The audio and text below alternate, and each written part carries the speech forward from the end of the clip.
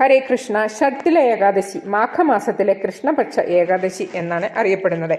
കൃഷ്ണപക്ഷത്തിലാണ് ഇത് നമ്മൾ ആഘോഷിക്കുന്നത്. അപ്പോൾ ഈ വർഷത്തെ ഷട്ടില ഏകാദശി ഫെബ്രുവരി 6-ാം തീയതി, അതായത് ചൊവ്വാഴ്ചയാണ് നമ്മൾ ആഘോഷിക്കാൻ പോകുന്നത്. അപ്പോൾ ഏകാദശി തിഥി തുടങ്ങുന്നത് ഫെബ്രുവരി 5-ാം തീയതി വൈകിട്ട് 5:24 മുതലും ഏകാദശി തിഥി അവസാനിക്കുന്നത് ഫെബ്രുവരി 6-ാം തീയതി വൈകിട്ട് 4:07 വരെയാണ് ഏകാദശി തിഥി അവസാനിക്കുന്നത്.